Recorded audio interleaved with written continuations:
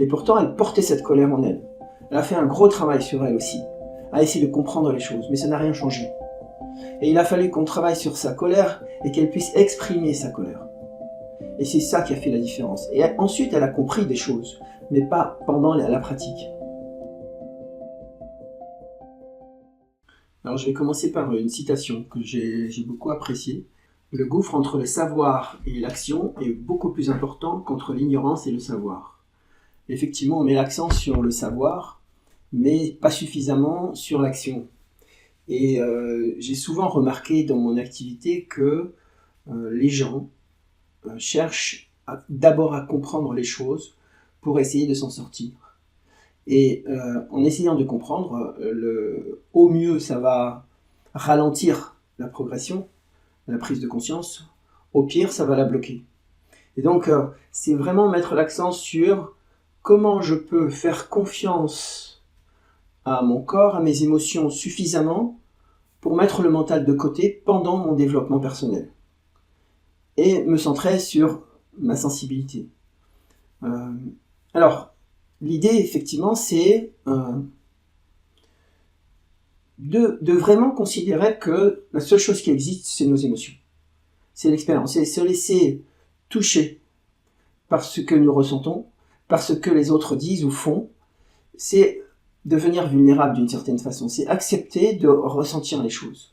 Et nous avons un réflexe de nous barricader, de nous protéger, et c'est ça qui fait que on n'arrive pas à libérer ce qui a besoin d'être libéré, exprimer ce qui a besoin d'être exprimé.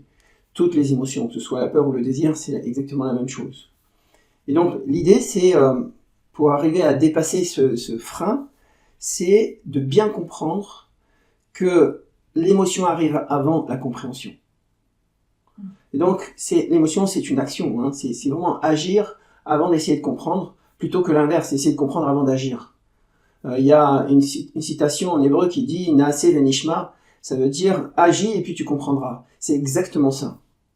Et donc, l'idée, c'est d'arriver petit à petit à faire confiance à ces émotions, à faire confiance à cette intelligence que nous avons tous, mais que nos sociétés n'ont pas mis en avant, mais qui pourtant peuvent vraiment faire la différence dans notre développement. Alors, je prends l'exemple, j'ai de nombreux exemples. J'ai un exemple d'un participant qui pendant 20 ans, 30 ans, s'est mené la vie dure, a été très dur avec lui-même, très exigeant avec lui-même, et à aucun moment, il a essayé de ressentir avec ses tripes ce qui se passait à l'intérieur de lui. Il a toujours essayé de comprendre et de comprendre. Il a fait de la thérapie, il a fait du développement personnel, il a fait des stages, il a fait plein de choses. Et je le retrouve après 20 ou 30 ans de travail avec toujours cette même peur, cette même difficulté. Et nous avons donc travaillé sur ce qu'il ressentait pendant qu'il ressentait cette peur. Et du coup, cette peur s'est atténuée, et aujourd'hui retrouve un état, je dirais, de sérénité, de tranquillité à l'intérieur de lui. Alors que on a fait seulement 5-6 séances de travail. Ce qui n'est pas énorme, et avec une différence qui est notable. Je prends un autre exemple d'une femme qui, depuis son enfance, avait besoin d'être aimée par son père. Et à aucun moment, elle a exprimé sa colère. Et pourtant, elle portait cette colère en elle. Elle a fait un gros travail sur elle aussi, à essayer de comprendre les choses, mais ça n'a rien changé. Et il a fallu qu'on travaille sur sa colère et qu'elle puisse exprimer sa colère. Et c'est ça qui a fait la différence. Et ensuite, elle a compris des choses, mais pas pendant la pratique.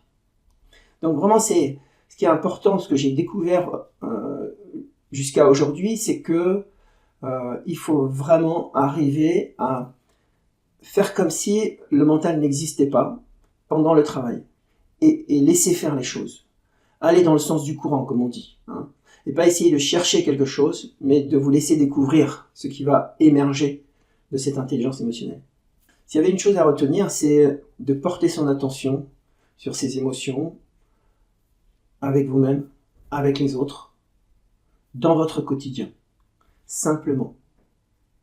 Pas essayer de repousser le mental, juste observer quand le mental apparaît, et continuer, et revenir au ressenti. Si tu aimes cette vidéo et que tu veux nous encourager à continuer, nous t'invitons à t'abonner à la chaîne, à liker l'épisode et à laisser un commentaire pour nous donner ton avis. Tu peux aussi partager cette vidéo avec ton entourage si tu penses que ça peut les intéresser. Si tu as envie d'aller plus loin, Gilles propose des trainings et coachings en intelligence émotionnelle.